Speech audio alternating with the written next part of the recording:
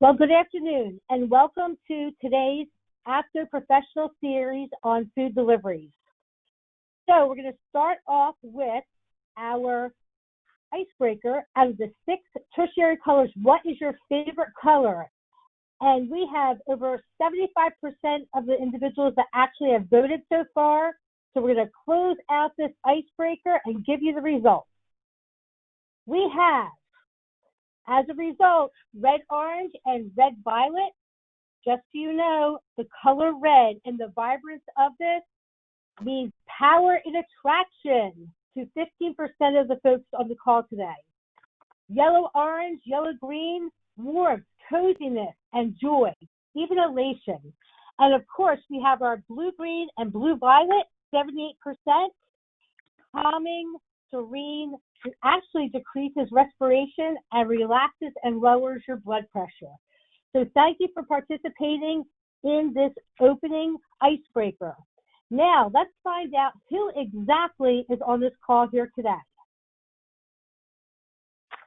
Welcome, attendees. Sorry for that bit of a pause, but we do have 2 very distinguished guest speakers with us, Dr. William Holman and Dr. Donald W. Schaffner.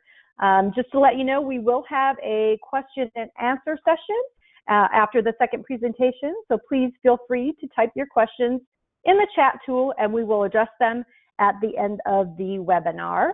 If there are any questions that require additional research, then we will email you the proper response after this program. So our first speaker is Dr. William Holman, who is a professor and chair of the Department of Human Ecology at Rutgers University and a distinguished research fellow at Annenberg Public Policy Center of the University of Pennsylvania. He is an expert in consumer perceptions and food safety behaviors. Our second speaker needs no introduction and is well known throughout the world. He is Dr. Schaffner, who is a distinguished professor at Rutgers University. His research impacts our food science community with hand washing, cross-contamination, and quantitative microbial risk assessment. You can experience more from Dr. Schaffner as a host on the Food Safety Talk and Risky or Not podcast. Now, we will start with Dr. William Schaffner. Actually, Bill Hallman. Bill Hallman. I apologize. Having problems here today. No. And if you want to, okay, so I'm going to. Hey, Bill, before we get, go ahead. Hi, Bill. Bill, this is Tara. Before we get started, we just got to have an idea of who's in the audience here today. And just give me about 60 seconds and I'm going to find out who we have joining us and how we're going to participate in today's program. So the first one is, who are you? And are you a regulatory, professional, industry, academia, professional association employee, or top secret? Okay, we have around 75% that have voted. Here we go. We're going to close the poll. On today's call, we have 87% regulatory, 6% industry, 1% academia, 2% professional association employee, and 4% top secret. Excellent. We welcome everyone to today's program. Okay, so our next poll to find out who we are is to make sure, and here we go. How many years of experience do you have? So let's find out. For the professionals here today, quick poll, here we go. How many years are you a professional, either in regulatory, industry? What do you bring to the table? Okay, you have about 5 seconds. Outstanding. We have over 80% participation. We're going to close that out and share the results. So on the call today, we have 16% with less than 3 years of experience. Welcome, glad you're here. 3 to 9 years of experience, 26%. 10 to 20 years of experience, woohoo, 26%. Over 20 years of experience, 31% of the folks on the call. And then let's congratulate the persons that are retiring this year. All right, outstanding. Okay, one more and then we'll get started with our program. Where do you call home? We have a lot of wonderful people on this call. We actually have over 227 people on this call at the moment. So quick, you have 5 seconds. Tell me where you're from. U.S. territories, international, north, south, east, west. Okay, 5 more seconds to vote. Quick, quick, quick, quick, quick, quick. Let's hit 80%. Okay, at 80%, closing out the poll. And here we have our results. So, U.S. territories, welcome, and our international friends at 2%. North, 32%. South, 20%. East, 21%. And West, 25%. What a great representation of this wonderful country. Okay, with that being said, thank you for doing our icebreaker. Thank you for letting us know who's in the audience. And now it gives me great pleasure to turn it over to Bill. Take it away, Bill. Great, thanks.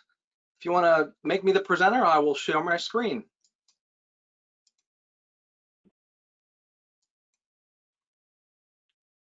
Okay. And can you see my screen? Yes, we can. Excellent. All right. So let me go ahead and talk about home delivery and food safety. As there are a lot of different varieties of ordering food online and having it delivered directly to your house.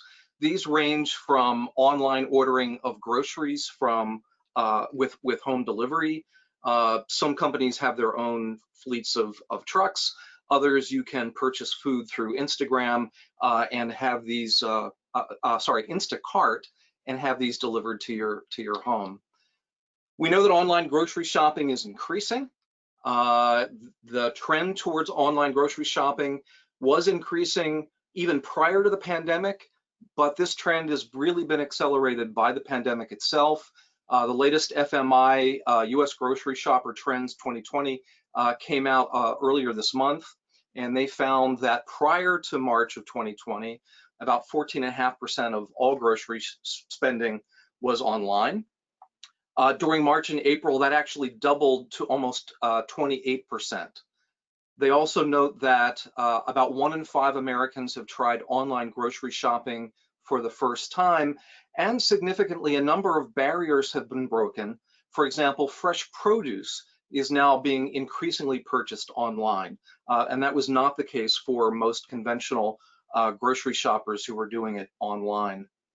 In addition to shopping online and having groceries delivered to your house, there are relatively familiar restaurant delivery services. My favorite of these is out of, I think, Savannah. It's called Foodie Call. Your hookup for great food. If I was going to name a restaurant delivery service, that one is sort of right up there. We know, again, that restaurant delivery was on the increase overall, but greatly accelerated by the pandemic. Huge numbers of people are supporting local restaurants, for example, through Uber Eats, Postmates, DoorDash, Grubhub, and other online ordering capabilities, and having foods delivered directly to their homes. So there's been a big increase during the pandemic in this as well. Prior to the pandemic, the demographic for both online grocery shopping and for ordering restaurant food online and having it delivered for your house, delivered to your house, skewed both urban and younger. So mostly before the pandemic, people in their 20s and 30s were really kind of the bulk of the demographic doing that. During the pandemic, everything has changed. Perhaps you have ordered groceries online or ordered a restaurant meal online and had it delivered to your house as well. Interestingly, both online grocery business and the home delivery of restaurant meals really depends on the gig economy. It depends largely on people using their own vehicles, picking up foods and bringing them directly to your house.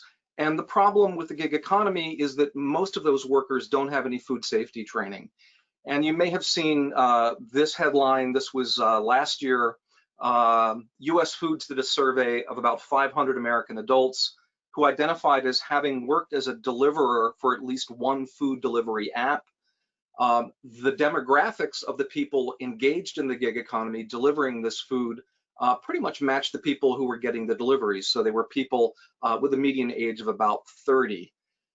Of course, the headline wasn't who was delivering. It was the fact that 1 in 4 admitted to tasting your food before delivering it. Again, most of the people engaged in the gig economy delivering food like this have not had any formal food safety training. And that's a bit of a concern. What I want to focus on mostly today is online ordering with delivery by UPS and FedEx. And I'm going to report data from a joint project between Rutgers University and Tennessee State University that was funded by the USDA, titled Food Safety Issues Associated with the Online Purchase of Perishable Meat, Seafood, Poultry, and Game Products that are delivered by common carriers. And I want to recognize, before launching into this complex data set, my colleagues Angela Sanger-Mersich and of course Don Schaffner, who will speak after me from Rutgers University, and our good friends Sandy Godwin, Furchi Chen, and Rick Stone from Tennessee State University.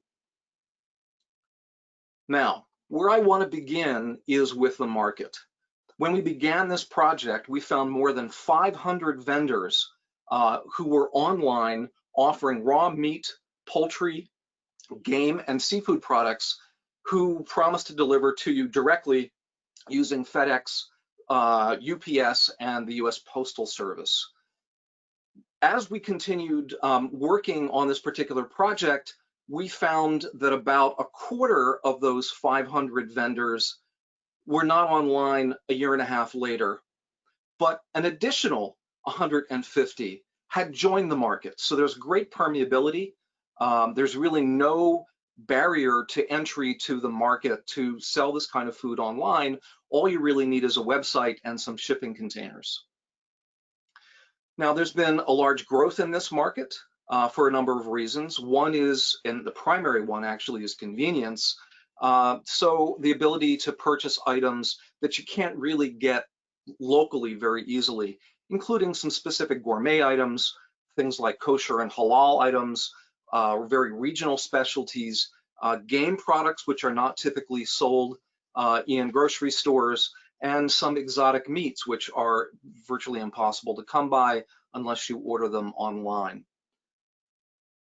Another reason that there's a large growth in this market is that these products make very popular gifts, both personal gifts and corporate gifts. In fact, one of the reasons I became interested in this particular issue is I received a corporate gift without being told that it was coming. I had given a talk in Washington, D.C. One of the people in the audience really liked what I had to say and decided to send me a box of very expensive meats, about $200 worth of gourmet steaks. It arrived on a Friday. I was traveling around the country giving a talk, did not get back into the office until the following Tuesday, when I discovered the box of very expensive meats completely thawed in the front office. There were no markings on the box to indicate that there were perishable products inside, and so I can't really blame anybody. But the sort of popular corporate gift, without notifying the potential recipient that it's coming, actually started me along this line of business. Now, I mentioned that this was a Tennessee State and Rutgers University collaboration. It was funded by the USDA. It was a complex project. I'm only going to be able to talk about the highlights.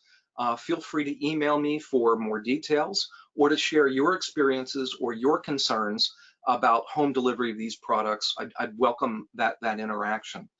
So the project had a number of different pieces of it, pieces to it. One was a survey of about 1,000 consumers about their experiences and expectations about these kinds of food products.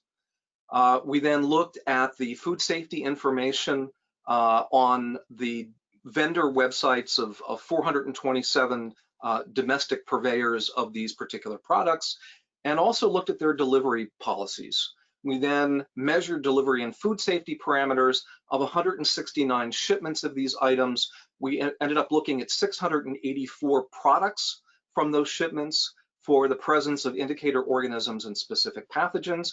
That was Don's piece, and Furchi Chen's piece at Tennessee State. We looked at the food safety information that was included with the shipments, and we provide some recommendations both for consumers and to the industry for to improve food safety. So we began actually surveying the market here, and we found when we began this survey that about 1 in 10 Americans had either purchased these products for themselves, sent the products as a gift to somebody else, or had received one of these products as a gift themselves. So about 1 in 10 Americans have experienced one of these products, either purchasing it for themselves or for somebody else, or getting it themselves. The key thing is, of those 1,000 participants, 95% told us that they thought that purchasing these products online and having them delivered to somebody's home, to their home, or to a recipient's home is safe. 84% were satisfied with the quality of the products they got, and almost 90% said that they would order from the same company again. Of course, the big concern, the food safety concern, is that the shipments of these products, the parcels containing the perishable foods, aren't treated any differently than any other package handled by FedEx, by UPS, or the Postal Service. In fact, the critical piece here is that these packages have to maintain proper cold temperatures on their own. They're not shipped or warehoused in temperature-controlled vehicles or temperature-controlled warehouses. So the boxes themselves have to maintain the cold chain.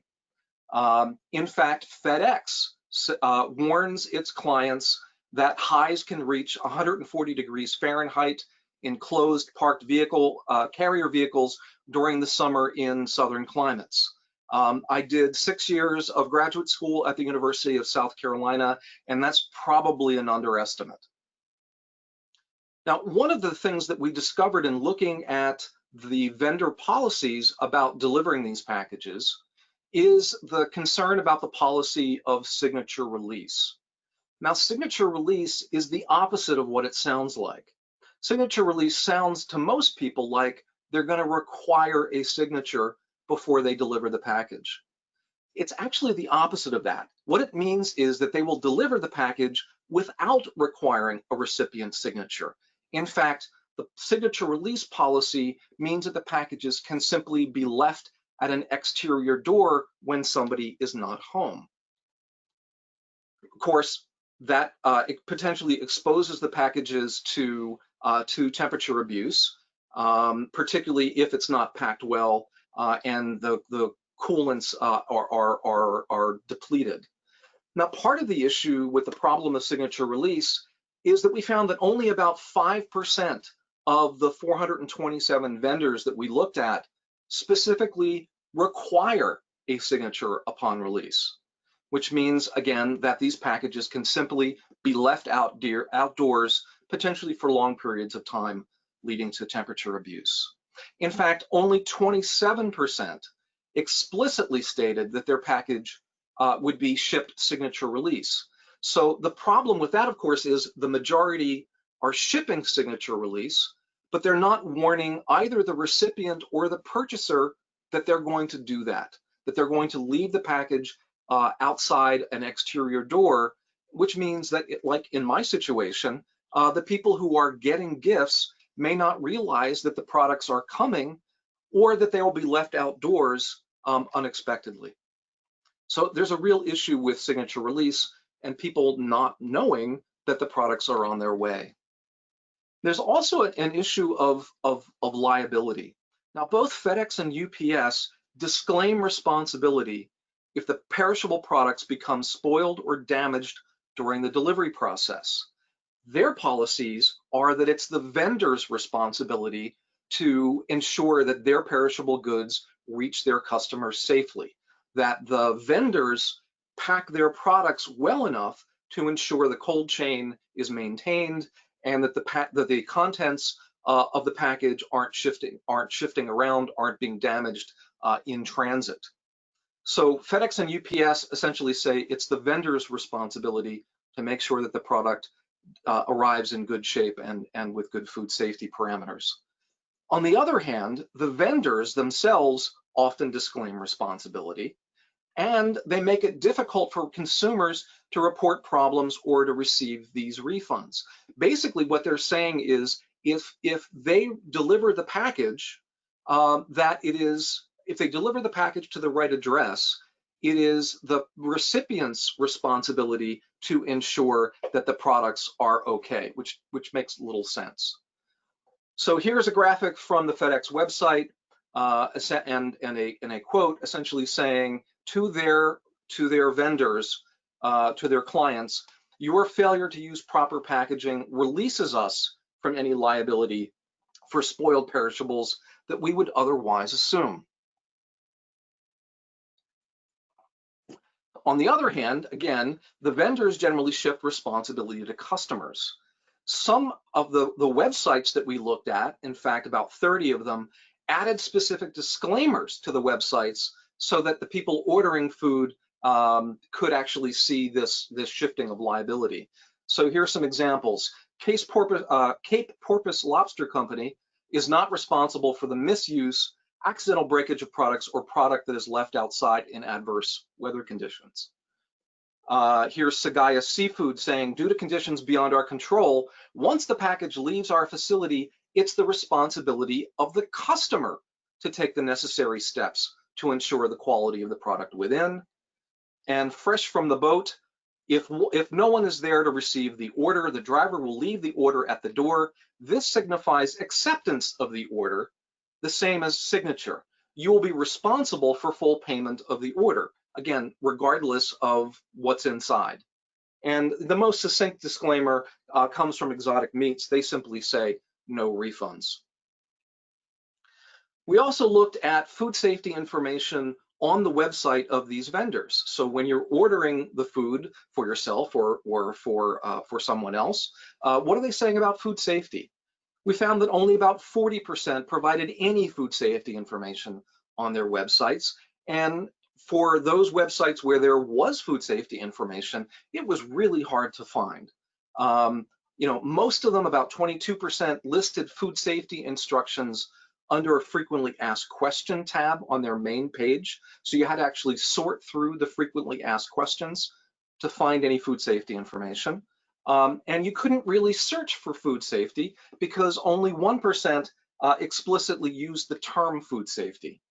Other terminology referring to food safety included tabs marked customer service, shipping, food safety under recipe information, food safety under the tab marked about us, or seafood facts, and my favorite, the tab marked they've arrived. Great. Where there was food safety advice, we actually found some disturbing misinformation. One had to do with thawing. So here's an example from Pheasant for Dinner. If you need to defrost it quickly, we recommend submerging the bird in a tub of hot water. Wrong. Here's one from Lobel's of New York, which is not an inexpensive vendor. All meat must be at room temperature before cooking. About 4 hours before cooking time, put the chops on the kitchen counter to finish thawing and reach room temperature. Again, not good advice. We also found a fairly large number of vendors of grass-fed beef spreading some misinformation about the potential presence of pathogens. This one was from Rocky Mountain Organic Meat. Because it comes from cows not raised in feedlots, the likelihood of E. coli contamination is extremely low. It's much safer to eat rare than conventional beef, which is completely wrong, completely inaccurate, and potentially problematic.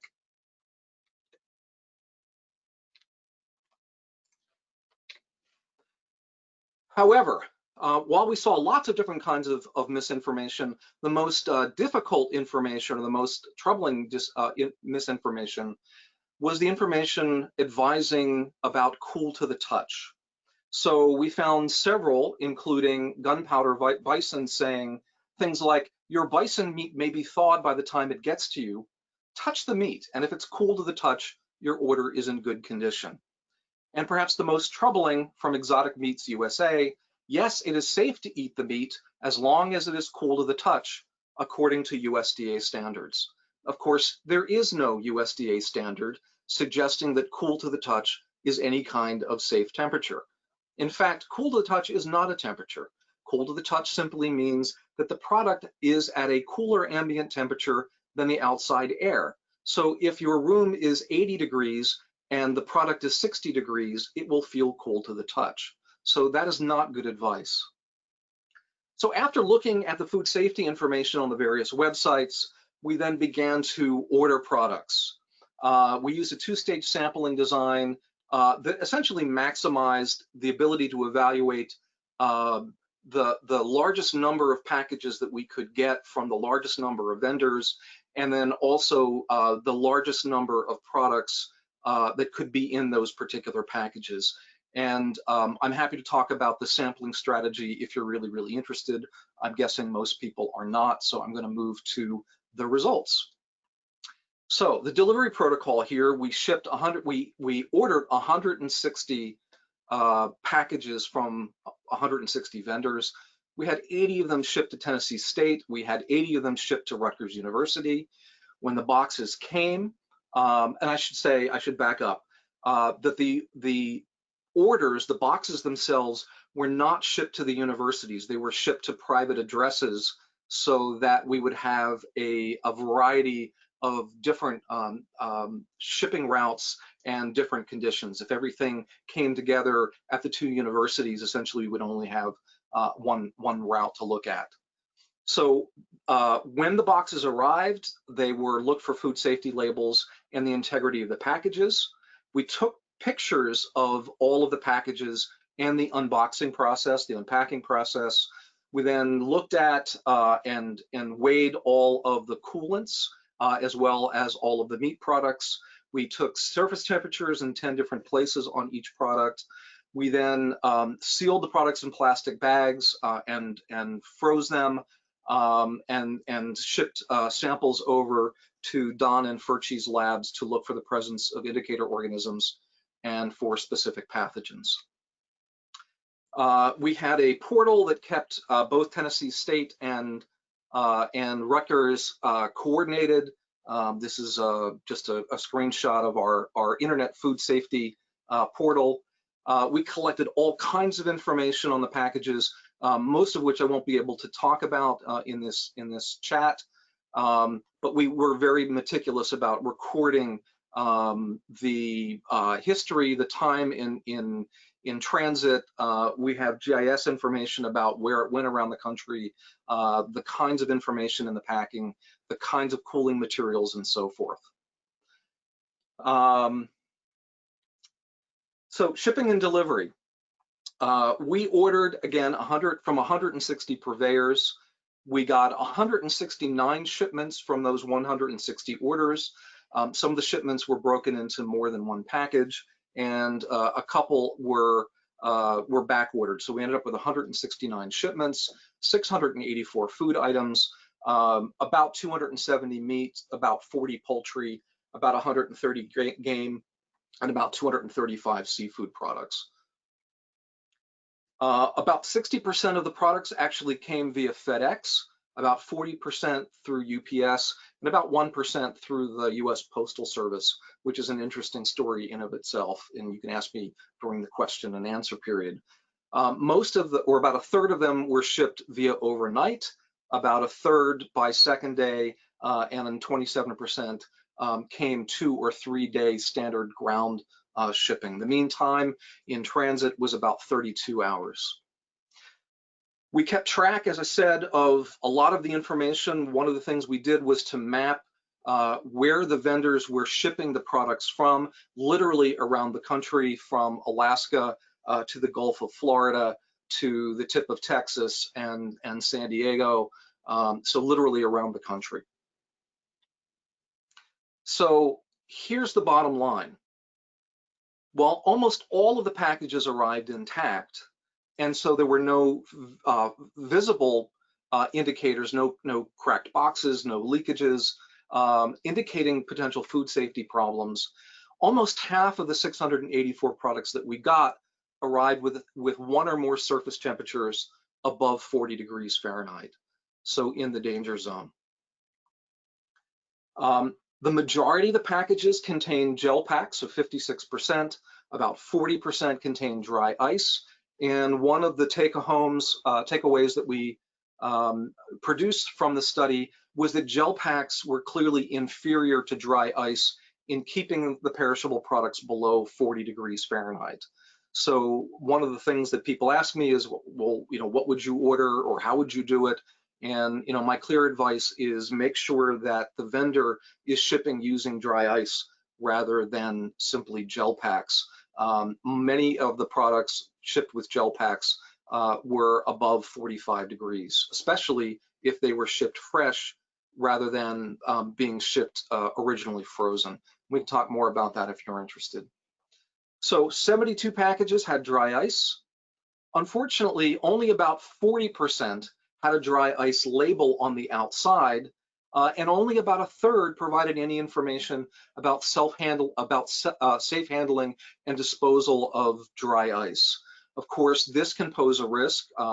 Touching dry ice with a bare hand can cause severe skin damage upon touch. So we really need to have information and warning labels that the product contains dry ice and how to safely handle it. There, not surprisingly, are lots of foolish things that you can discover to do with dry ice if you simply do a Google search.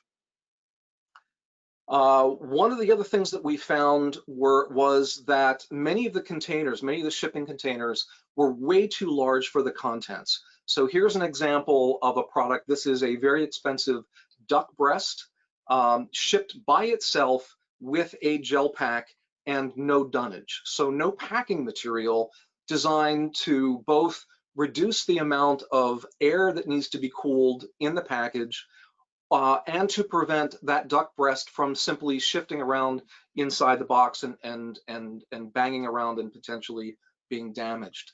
So a big issue that we found was that the boxes were too large and many of them didn't have any packing materials that would make the cooling more efficient and protect the products. Now, in terms of total plate counts, and since Don is the next speaker, you can ask him questions about this. The typical plate count appeared to be about 5 log CFUs. We found that many of the products had no detectable bacteria, represented by 0 log, but some foods had very high total plate counts. And in fact, we did find some pathogenic bacteria in the products.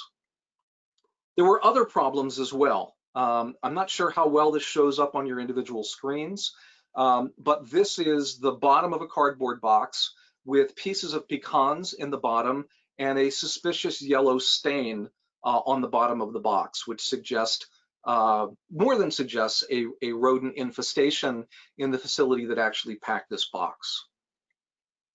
We also found things like crushed dry ice, which I didn't frankly know existed until we began this particular project. And of course, there was no dry ice label on this particular package warning you that that was what was there. We found many unlabeled products. One of the things that we wanted to focus on was ground meats. So we ordered a lot of ground beef, ground pork, ground lamb, ground chicken, and so forth. This is an example of a ground meat product that simply had no label. So unclear whether it was pork, beef, or lamb in the shipment. And lots of fish products that were not labeled at all. So this is a shipment of 4 different kinds of fish without any labeling whatsoever. So it's unclear what those particular products are. We also found potentially mislabeled products. This was sent to us by a very expensive company who claimed that it was filet mignon. This is very clearly not filet mignon. And again, I'm not sure how well the picture comes across on your own screens, but you can see in the corner here, that is actually a pepper seed. stuck to what is being claimed as being filet mignon, which suggests the potential for cross-contamination problems. I suspect actually that what this is something that's stuck together with meat glue. Now, in addition to looking at the contents of the boxes and taking temperatures, we looked at the food safety information on and in the packages. We found, again, like the problems with their websites, only about a third were providing any information about food safety on the outside of the boxes. And we were pretty generous about, what food safety information meant here. Things like perishable or keep refrigerated or keep frozen or keep cool got you in the box as, or check the boxes as providing some sort of food safety information. And only about a quarter provided any food safety information inside the box, although many of them included things like catalogs, order forms for your next order, and come-ons for wine clubs.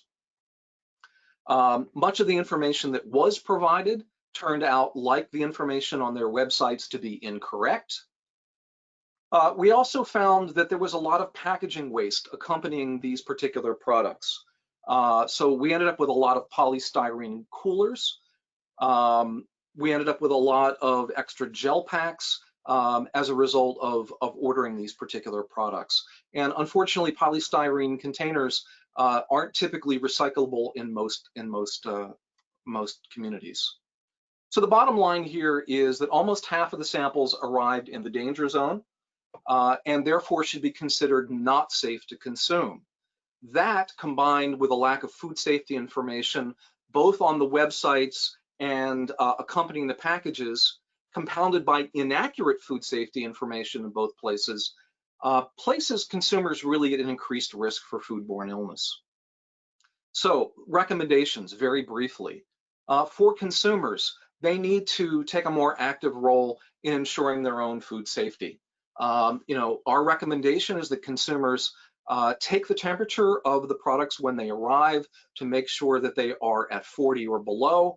That cool to the touch is not a temperature, right? You really need a thermometer to try to figure out whether the products are at a safe temperature when they've arrived. They obviously need to put the products in the freezer or the refrigerator right after they come.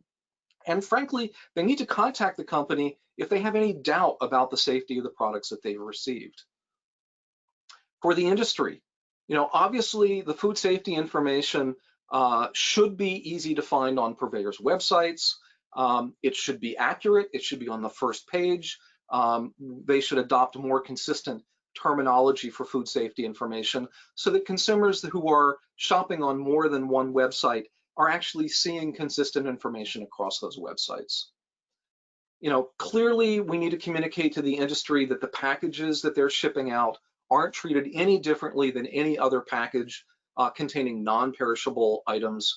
Literally, because I was one of the homes where these packages of food were delivered, on the same day, I would get books from Amazon and I would get, several $100s worth of gourmet meat products, essentially on the same truck and dumped in the same delivery on my front doorsteps. We need to make it clear to these vendors that it is in fact their responsibility to ensure that the product arrives at their customers' doorsteps safely and in excellent conditions. They need to be packaging, anticipating worst case conditions, expecting transit delays, for example, realizing the temperatures in transit can be extreme, both in the summer and the wintertime, frankly, and the packages delivered signature release could be further exposed to additional temperature abuse after delivery and could remain unopened for 8 or more hours after they're delivered. They need to be using the proper amount of dunnage. They need to be using the right size shipping containers. They need to ensure that the coolants they're selecting are sufficient to keep products at a safe temperature. They should be pre-chilling or pre-freezing the products before they pack them. They need to calculate the amount of coolant that needs to be in the box to keep the products at a safe temperature, right? They need to expect that products delivered signature release, that is dumped on somebody's doorstep, is likely going to require additional coolant. They need to choose the right coolants. As I said, we found that gel packs perform poorly in keeping frozen products cool and fresh products cool for that matter as well, and to make sure that the coolants are placed properly. You know, one of the determinants of the temperatures of the various products in the boxes when it was shipped with a gel pack was frankly whether the gel pack was in direct contact with the food product. Those that were not in direct contact with the gel packs tended to be at temperatures above 40 degrees. Those that were in direct contact with the gel pack tended to fare a lot better. Think of the gel pack as kind of the pack that you would put on your sprained knee. You need direct contact in order for them to work.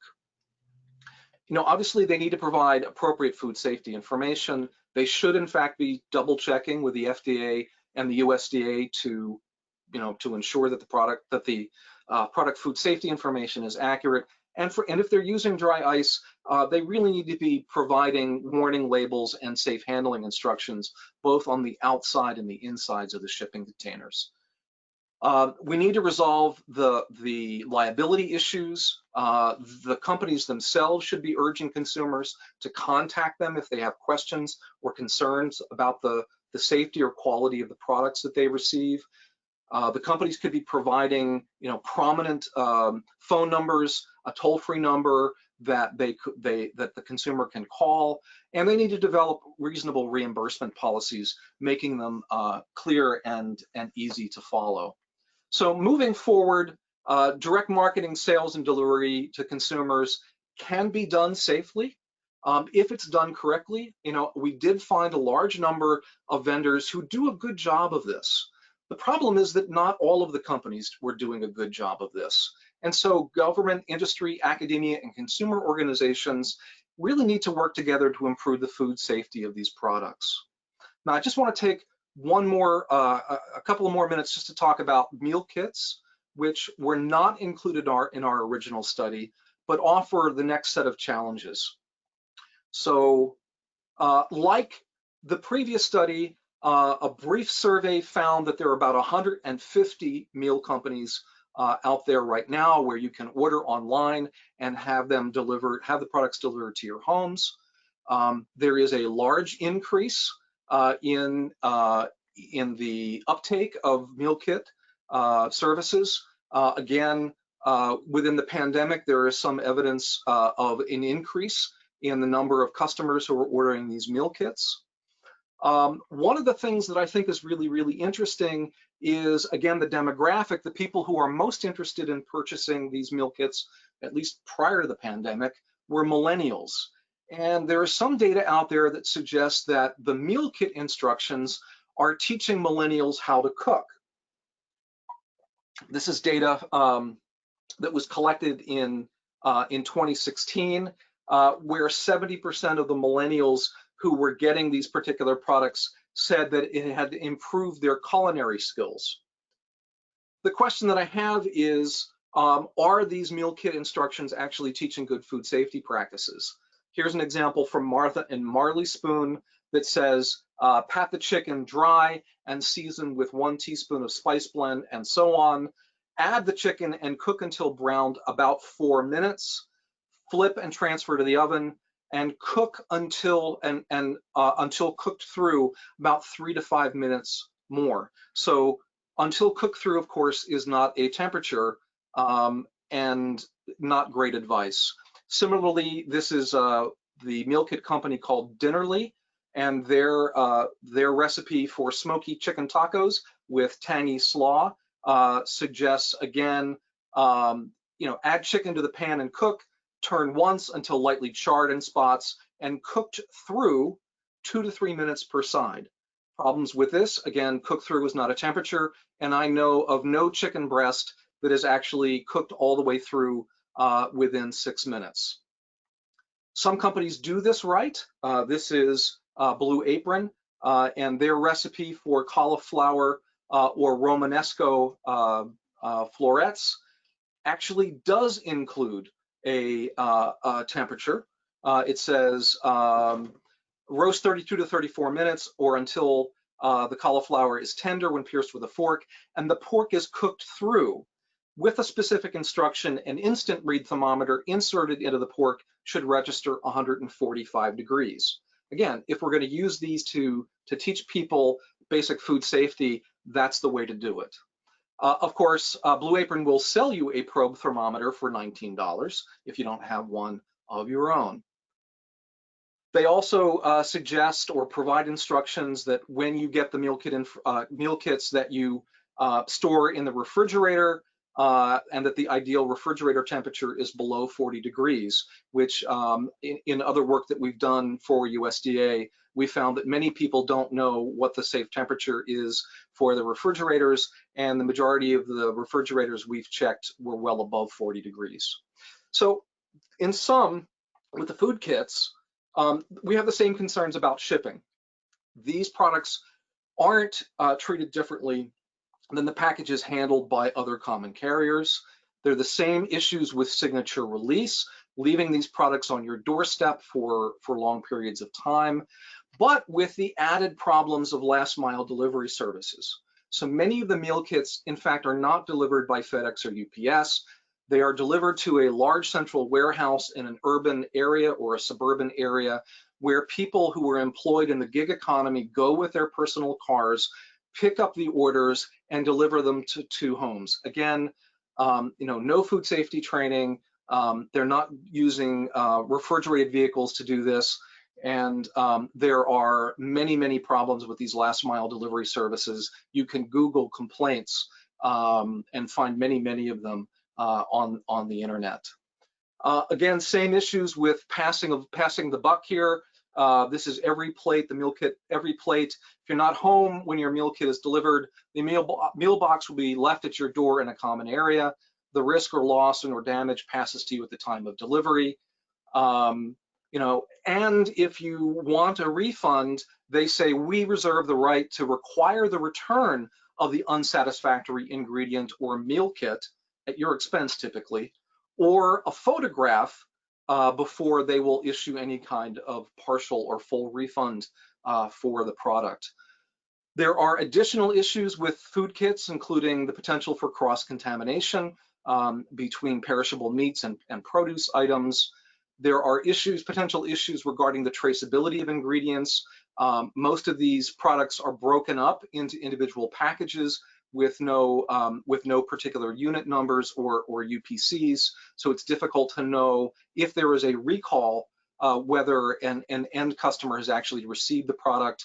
Lots of packaging waste, plastic bags and bottles, gel packs, box insulation, and so forth. So again, in summary, consumer demands for home delivery of perishable foods presents challenges for ensuring food safety. The issue is that most consumers expect those products will be safe when they're delivered, and they aren't looking for problems. There are lots of companies who do this safely, but others really are ill-equipped to do so. There are no barriers to entry. There are no real registration requirements. There's no required training program or certifications, and no systematic audits of delivery products other than the one that we conducted ourselves. There are additional risks associated with meal kits in terms of maintaining appropriate temperatures, preventing cross-contamination. There is a lack of food safety instructions accompanying many of these meal kits and recipes. The cool thing is that meal kits do present an opportunity to teach food safety. Many customers say that they are improving their culinary skills and are being introduced to new ingredients. So we could be working with the meal kit companies to provide more specific instructions that would help people learn better food safety practices. So that is a lot of slides in a short period of time. If you'd like to contact me, this is where you can find me at Rutgers University. And I'd be really happy if you shared your own experiences and your own concerns by dropping me an email at my last name, hallman@sebs.rutgers.edu. And thanks very much for the opportunity to have a chat with you. Hi, Bill. This is Tara. Thank you so much for that fabulous information, that great data. So to give our participants in today's program A point of reference after your presentation was you sharing with us, if you could start filling out this poll, please. Open the poll. Please select yes or no.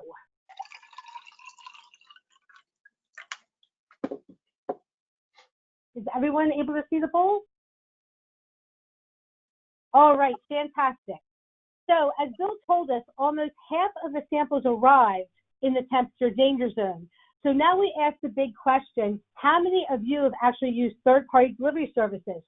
49% say yes, 51% say no.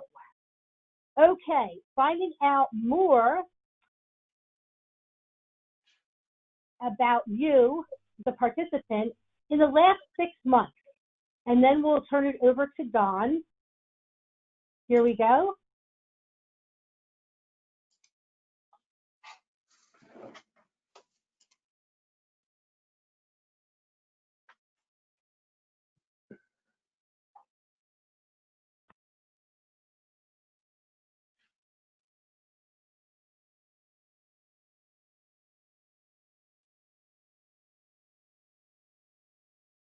Okay, as a food professional, what is most important to you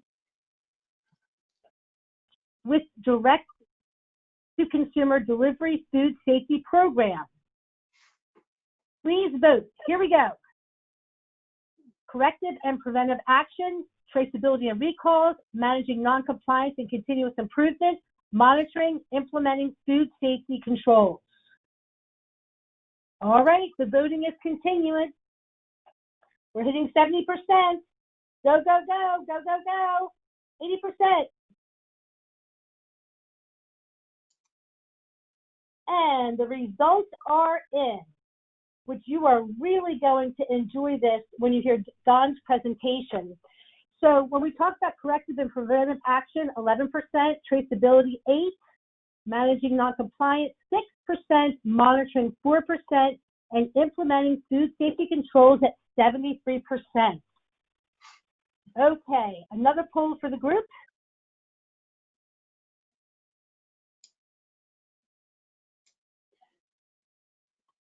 Here we go.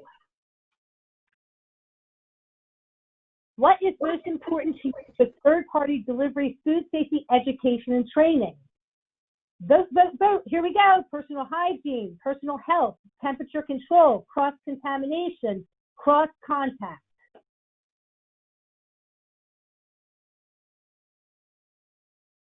There is a landslide happening here. We're going to close the polls in 5 seconds. And here is the landslide result. 82% temperature control, absolutely. When Bill shared with us that 47% of 684 products were above 40 degrees in the temperature danger zone, I think we were all shocked at that. All right, Don, are you ready to go? I'm ready.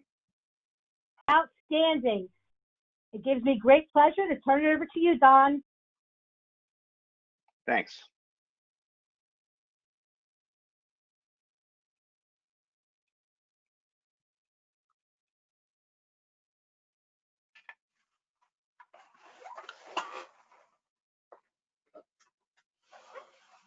All right, can somebody confirm that you can see my slides? We cannot see your slides, Don. You cannot see my slides. That is problematic. Let me. You're doing that? Give me a second.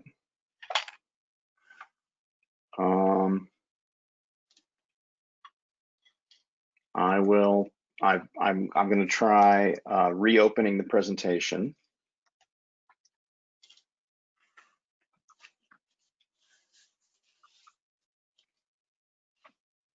All right, and I'm going to try sharing it again.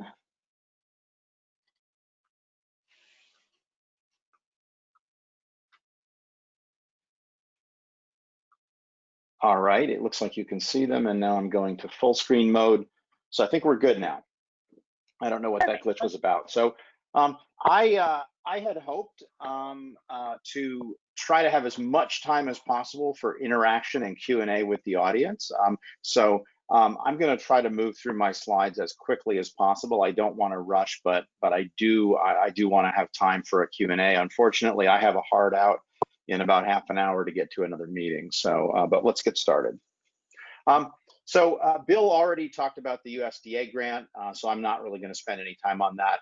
I do want to briefly talk about the Conference for Food Protection Committee that I served on from 2016 to 2018, because it sets up nicely what I'm going to spend most of my time on, which is an overview of the CFP 2018 to 2020 committee and the guidance that came out of that. Unfortunately, we were due to present the report and discuss it at the Conference for Food Protection earlier this year, which was unfortunately canceled because of the pandemic. So that meeting has been rescheduled, but the good news is that the guidance document is actually available on the CFP website. And so if you want to actually read in detail what's in that guidance document, you can do so, and it's available quite readily from that website. Let's start. So you heard about the grant, and you heard about what Bill has done in this area. That funding came from USDA. USDA Food Safety Inspection Service was very interested in the results. As a result of the findings of that grant, an issue was submitted to the Conference for Food Protection to form the Mail Order Food Safety Committee. This committee was created, so again, a lot of alarming conditions. You heard Bill go on about them and how extensive they are. You heard all of that just a few minutes ago. So this committee was created to identify best practices and also any existing guidance that related to the shipment of perishable food items directly to a consumer. Unfortunately, we didn't find much existing guidance, although there was a document that was very helpful to us that came from the United Kingdom. They actually have had a guidance document on this topic for some time, and we used that guidance document as a starting point for writing our own guidance. Our charge was to develop this guidance document that include best practices for transportation of perishable items. The guidance was to direct packaging, temperature control, return of compromised and abused products, and other food safety related topics. And so you can see that many of the findings that Bill talked about were directly informed what this committee was to do. Here is, I know you can't read this, but this is more here to prompt me than for you to see. So the committee was ably chaired by Christine Applewhite and Christina Bongo-Box. There were a number of different committee members, including myself and some other folks that I won't take time to go over with you. There is a screen snapshot of the table of contents. You can see there were 7 parts. We had introduction to the topic, definitions, the scope. A big component was temperature control and use by dates. An even bigger part was talking about packaging materials and mailing to the consumer. We had a shorter section on training, and then finally we had some rather extensive appendices that talked about regulation as well as trading standards and imported food issues. And so that report was well received by the CFP, but our work did not end there. And so as a result of the continuing evolution of this space for food delivery, the direct-to-consumer delivery committee was constituted as part of the CFP 2018-2020 cycle. And the idea here was to basically update the existing guidance, but also develop new guidance for safe delivery of food by third-party delivery services. So you heard Bill talk about Instacart. Other entities in the same space would be Uber Eats, Grubhub, and the like.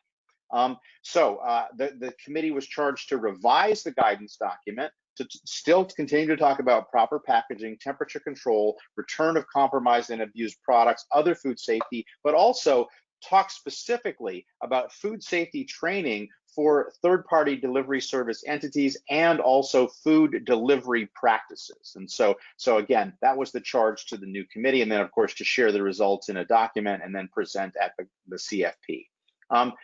Interestingly, this space has been heating up quite extensively. Parallel to our charge, there was also a charge to AFDO to develop guidance on the regulation of direct-to-consumer online ordering establishments, including Amazon. We did have a representation from AFDO on our committee. The AFDO group never really finalized their charge, but they did discuss and debate the topic. Interestingly, GFSI, the Global Food Safety Initiative, also had an e-commerce technical working group. And you can read, I won't read to you the charges there, but basically very, very similar to charges to our own. And Anthony Aubrey, who works for Amazon, led that group. Anthony was also a member of our CFP group, and so there was some cross communication between the different groups, and we sort of were all sort of from different perspectives trying to get to the same place. And I believe that technical working group, that GFSI TWG, has also published their results. So a little bit about the 2018-2020 committee. This was a massive committee. We had 18 voting members. We had 25 at-large non-voting members, and then we had 8 federal consultants representing the CFP Council, 3 chair and vice chair, AFDO, et cetera. Again, a lot of the big players were represented. We had volunteers from Amazon, from Blue Apron, from Uber Eats, from Jet, and from FoodWit, which are maybe some lesser well-known groups as well. The voting members is shown here. You can see we had grocery stores represented in HEB. We had Missouri Department of Health. We had food restaurants like Little Caesars, grocery stores like Whole Foods, convenience stores like Wawa.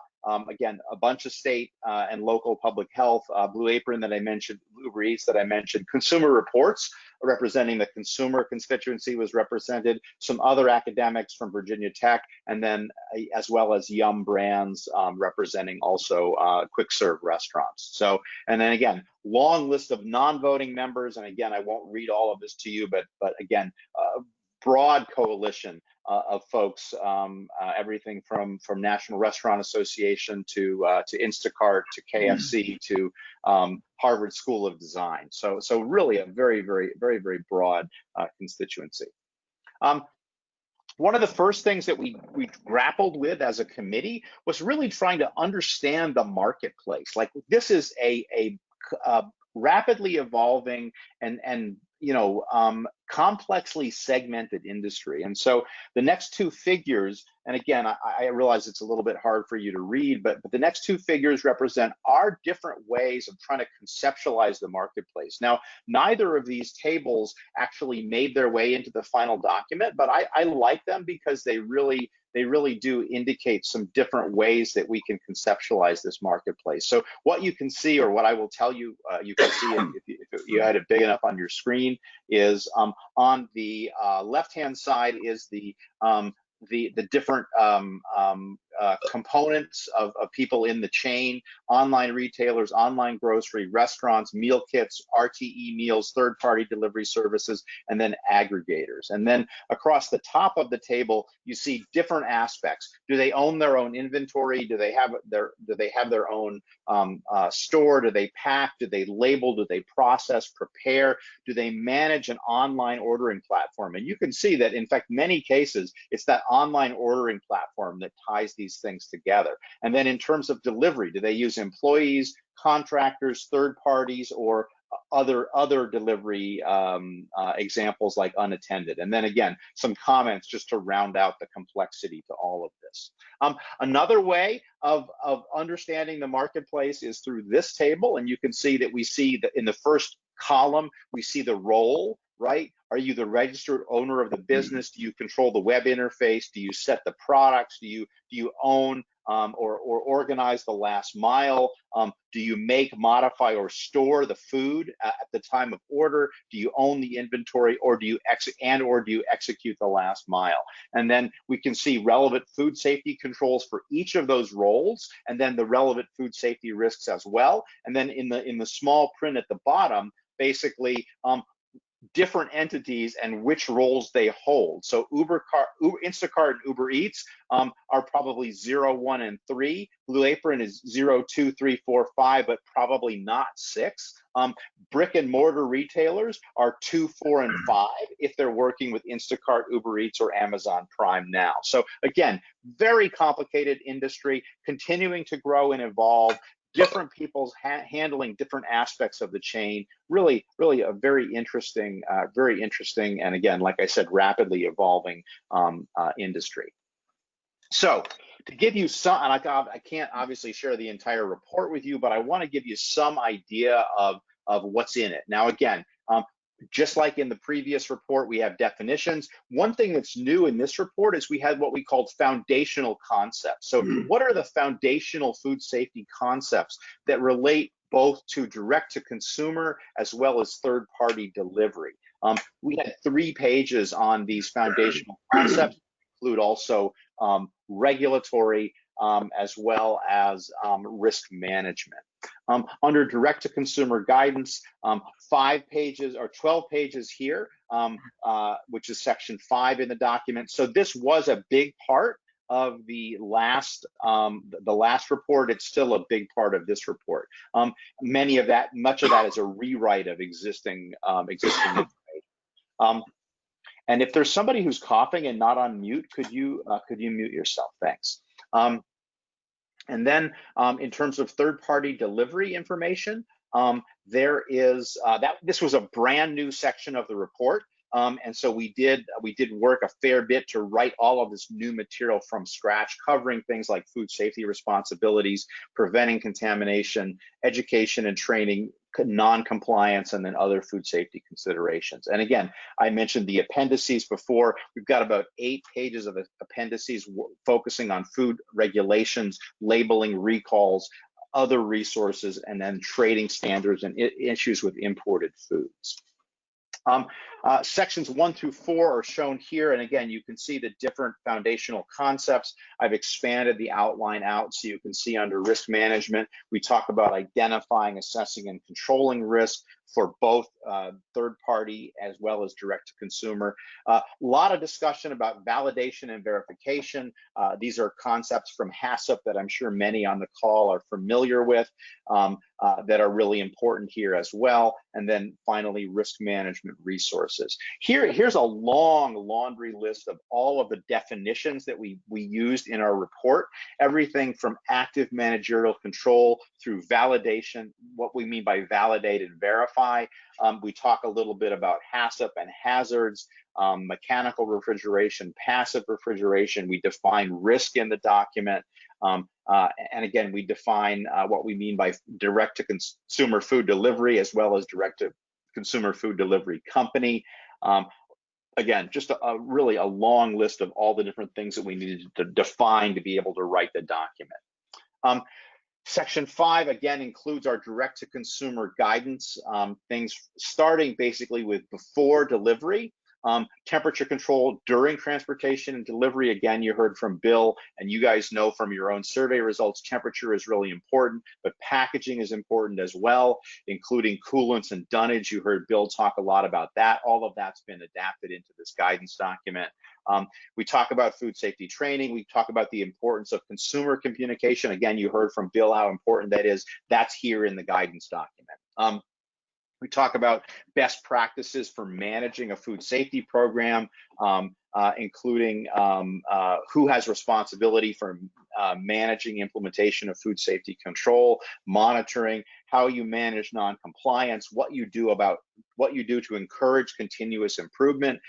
We talk a little bit about traceability and recalls. This was something that we hadn't talked about too much, but at a session at IAFP last summer, Craig Hedberg, many of you may know Craig. Craig is formerly of Minnesota Public Health, now with University of Minnesota. He's a foodborne disease epidemiologist. He said, well, what if you have an outbreak linked to these foods? What information are you collecting, what you, the food companies, are you collecting to enable us to do traceability and to do recalls in the event of a foodborne disease outbreak?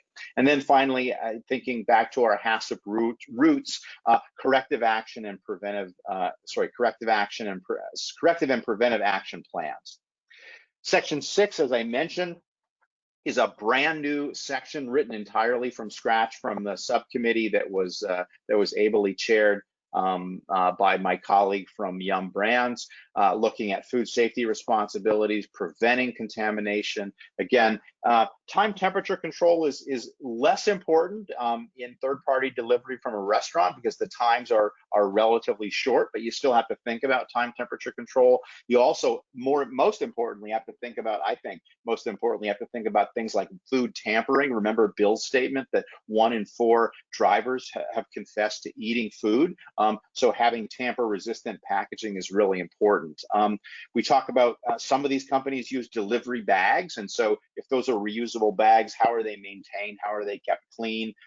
In these third-party delivery situations, very often people are using their own personal vehicles, and so what standards do we have for vehicle cleanliness and inspections?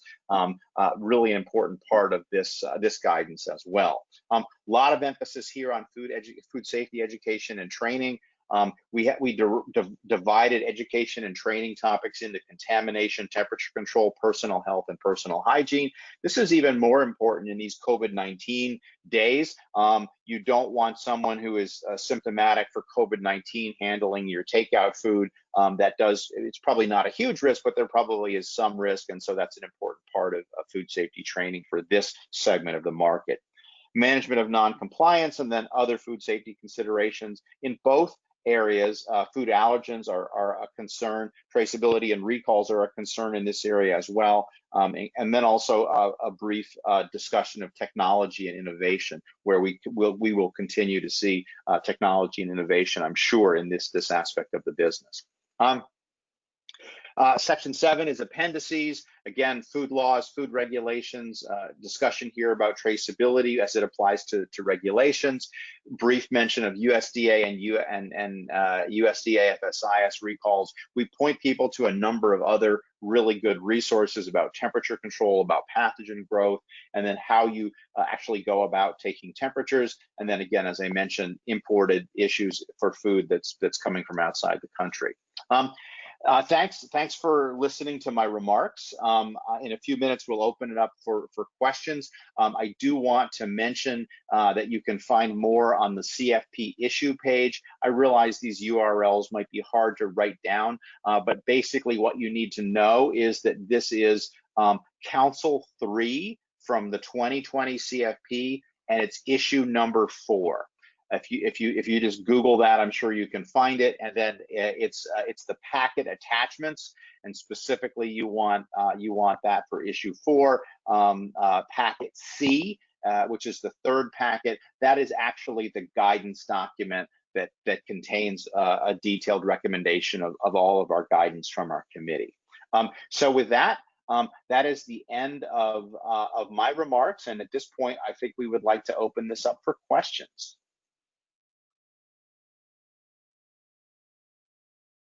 And I know that our organizers are going to facilitate that, and they may have some questions for us coming momentarily. All right. Thank you, Dr. Don and Dr. Bill, for those great presentations. Definitely looking forward to finding out what comes out of the CFP committee. Hopefully we'll be able to still have that this fall and get an update on that, and though awesome information, and some of that is very shocking and concerning that you revealed, and as a food safety professional, I'm hoping that we can address most of that in the upcoming days, weeks, and years as food delivery continues to expand out. Tara, did we have a few more questions for the audience? Well, because of Don's hard stop, I think we should go right to the questions that we have from our participants. Would that be okay? Awesome. Absolutely. All right. So first question that came through during Bill's presentation is, have there been reports of tampering issues other than tasting by delivery people or rodent problems? So have there been reports of other tampering issues? I'm sorry, I don't understand the question. Correct. So I believe they're asking, have we heard of any other types of tampering or contamination issues other than our delivery people, eating or doing other things with the food, or rodent problems occurring during delivery? I'm not sure. Don, have you heard of other issues as part of the committee? I'm not. Yeah, I'm not aware of any. Yeah, those are the main issues. Tampering during delivery. Occasionally, people will steal packages as opposed to simply tamper with them on somebody's front lawn. But those are really the main food safety issues of concern, the ones we talked about. Excellent. Excellent. Okay. Bill, this one also came through when you were doing your presentation. How did the plate counts in your raw meats compare to raw meats purchased at a local grocery store? See, I'm going to let Don answer that question. Okay. You don't want to play microbiologist for today, Bill? As long as you don't play psychologist. Lie back and make yourself comfortable. What I would say is that they are comparable. Again, it's hard. Part of and there's a manuscript coming out of this work eventually. It's on my list of way overdue manuscripts. Bill nags me about it on a regular basis. But so I would say that generally speaking, it's probably better. It's probably worse than what you see at a grocery store, but it really depends upon the specific product. One of the really interesting things about the plate counts is that they really didn't seem to correlate with temperature, right? So we had some foods that arrived at a very poor temperature, but had low total plate count. So we had similar foods that arrived at a very good temperature that had high total plate count. So what that says to me is that in many cases, the suppliers just don't have good control over their raw material, right? But of course, it's going to vary depending upon the product. Ground meats might have more than intact meats, et cetera. But when you try to make a comparison to what you see in the grocery store, those numbers are all over the place as well. And so it's hard to get a true accurate side-by-side comparison. But generally speaking, I would say that they were worse, but it really depends. Great. So talking about the shipping of the raw meats in Bill's presentation, we had a question around who can enforce the needed changes suggested in shipping, and the question was, would it be the licensing agency of the provider, such as USDA? So really, that's the $1,000,000, I would say, multi-million-dollar question. The problem right now is that the answer to that question is unclear. Agencies are already stressed. There isn't a whole lot of money in the system to expand inspections to these various online companies. They're continually popping up and going away, and there's no central registry. Even so, how would you even know, who to contact or where to go to inspect? It's a bit of a Wild West at this point. And one of the reasons I'm happy to do this kind of a talk is to point out this particular problem. It's one that's been unresolved.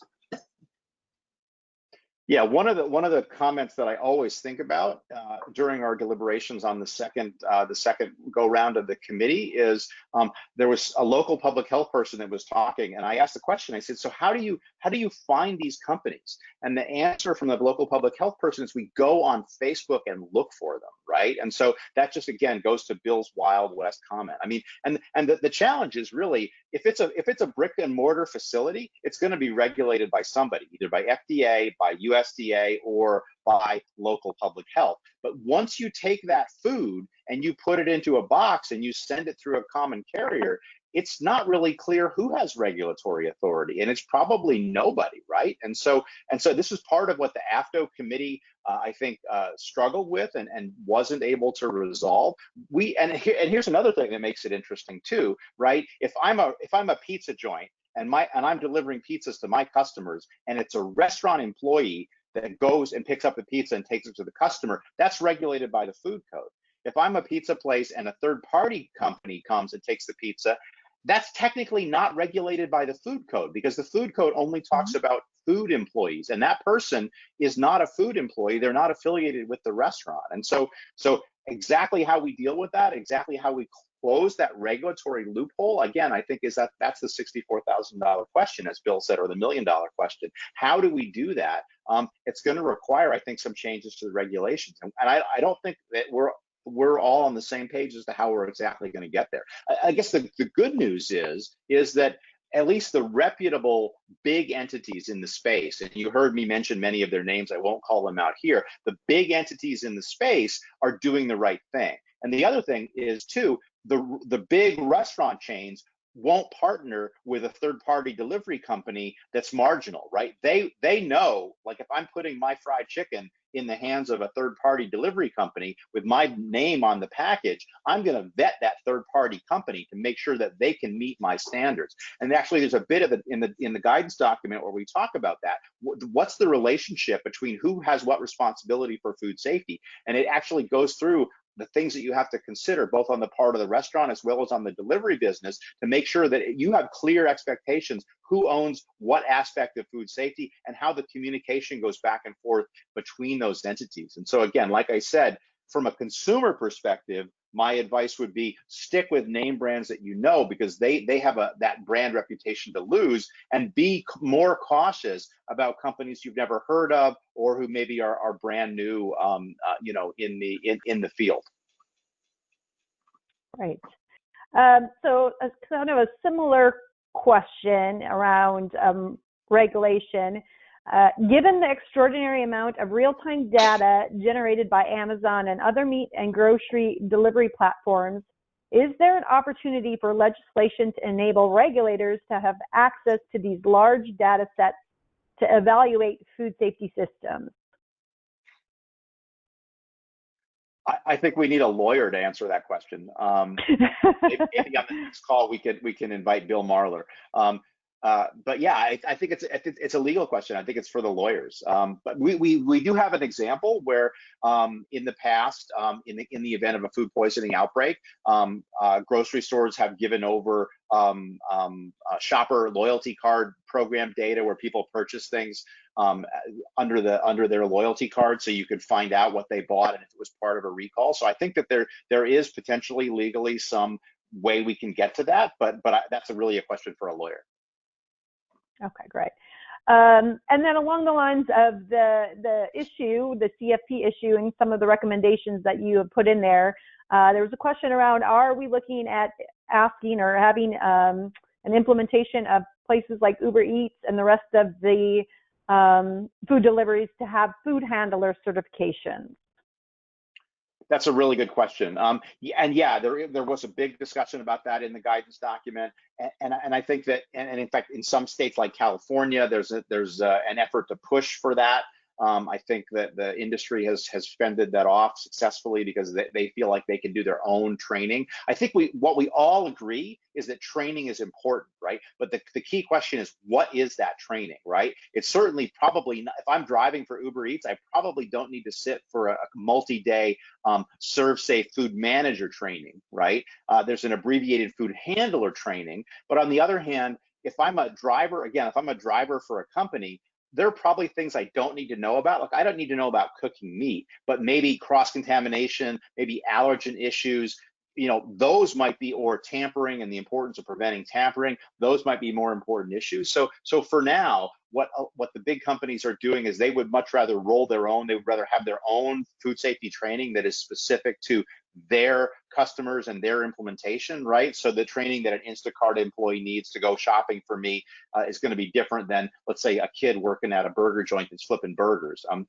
Exactly. And do we get to some standardized training that's across the industry? That would be nice. I think there are a lot of people who would like that. But right now, again, we still struggle with the fact that this is such a diverse industry that it's really hard to come up with a one-size-fits-all training. Like, we all know training is important, but it's probably, at least for the foreseeable future, I don't see how it's going to be one-size-fits-all because of the diversity of the industry.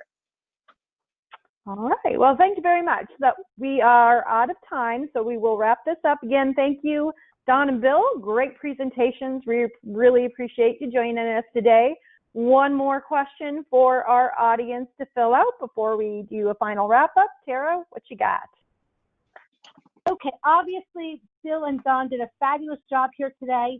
So can you, as a professional, take 1 to 3 action items for managing direct-to-consumer delivery and use them in your professional role? Let's vote, let's vote, let's vote.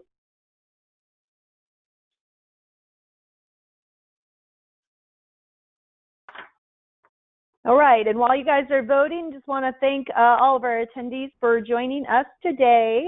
We will have a recording and copies of the presentation, which will be available within the next 24 hours.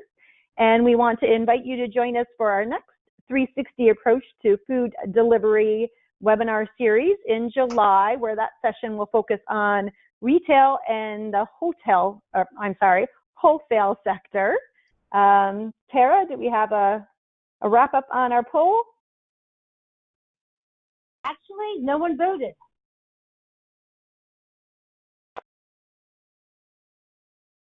I do see under the poll option, it looks like maybe 44% for I believe I can influence change. 25%, yes, I support our team. 16% for I am a decision maker, and 14% no. Okay, perfect. Thank you. All right. Thank you. Thank you, everybody, for joining us. We hope you enjoyed our presentation. We'll look forward to seeing you in July, and have a fantastic day.